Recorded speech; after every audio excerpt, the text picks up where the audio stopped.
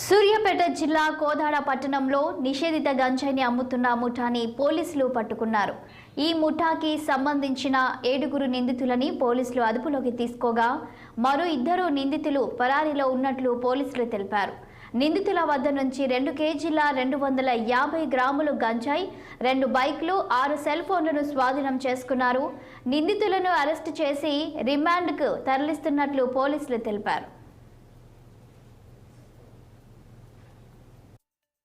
ఇందాక 3 గంటల సమయంలో మనకు గోల్డెన్ సిటీ 2 వెంచర్ నేషనల్ పక్కన గోల్డెన్ సిటీ 2 వెంచర్లో కొంతమంది గంజాయి సేవిస్తున్నారు మరియు దాన్ని అమ్ముతున్నారనే సమాచారం రావాలి. నేను మరియు ఎస్ఐ రంజిత్ రెడ్డి, నాతో పాటు అయితే ఐడి పార్టీ కానిస్టేబుల్స్ అందరూ కలిసి రైడ్ చేయడం జరిగింది.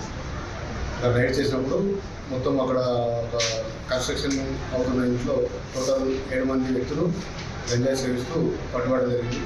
వాళ్ళందరినీ కస్టడీలోకి తీసుకొని ప్రశ్నించగా వారి పేర్లు సింహాద్రి, అరవింద్, అఖిల్, మోజేష్, రాంబాబు, శ్రీనాథ్ మరియు సంజయ్ అని చెప్పినారు. వారి దగ్గర టోటల్ 2 కిలోల 300 గ్రాములు, దాదాపు 2 కిలోల 300 గ్రాముల గంజాయి మరియు 6 సెల్ ఫోన్లు, 2 బైకులు సీజ్ చేయడం జరిగింది.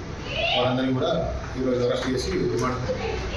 ఈ గంజాయిని సింహాద్రి మరియు ఈ అరవింద్ అనే అతను వాళ్ళ ఫ్రెండ్స్ ఇద్దరితో కలిసి ఒరిస్సా రాష్ట్రం నుంచి కొనుగోలు వస్తారు. కొనుగోలు వచ్చిన తర్వాత ఇక్కడ కావాల్సిన వారికి మిగతా వారికి